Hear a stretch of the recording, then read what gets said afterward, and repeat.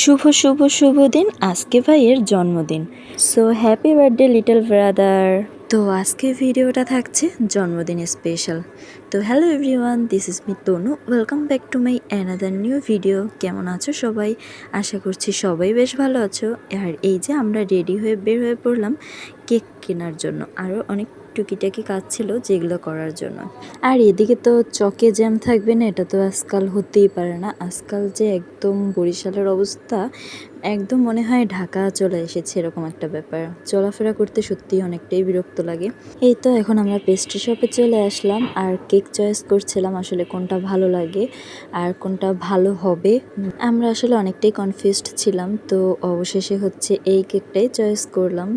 তো আমার মনে হয়েছিল কেকটা ভালোই হবে। তো যাই হোক, এখানে হচ্ছে কেকের উপর নাম লিখছিল লোকটা, আমরা হচ্ছে নামের স্পেলিংটা বলে দিচ্ছিলাম। যাই হোক, কেক তো নেওয়া টান। এখন আমরা চলে এসেছি হচ্ছে মন্দিরে।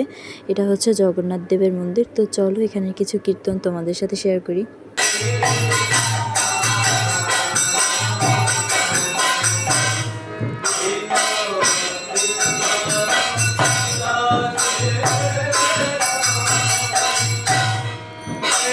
আর এখন আমরা চলে আসলাম হচ্ছে সকাল সন্ধ্যা মিষ্টান্ন ভাণ্ডারে। এখান থেকে হচ্ছে মিষ্টান্ন নেওয়ার জন্য। এখানে মিষ্টান্নটা অনেক বেশি মজা, তাই তো এই যে নেওয়া টান। এখন হচ্ছে আমরা চলে এসেছি বড় মায়ের বাড়ি। চলো এখানে কিছু আরতি তোমাদের সাথে শেয়ার করি।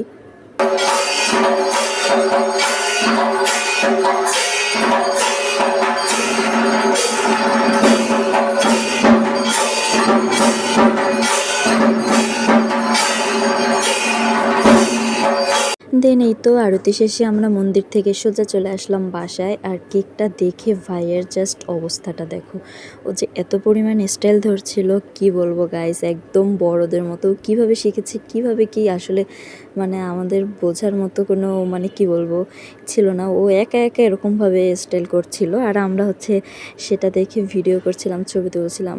আর হ্যাঁ, সবাই ওর জন্য কিন্তু প্রে করবে যাতে ও অনেক বড় হতে পারে আর সুস্থ থাকে, ভালো থাকে।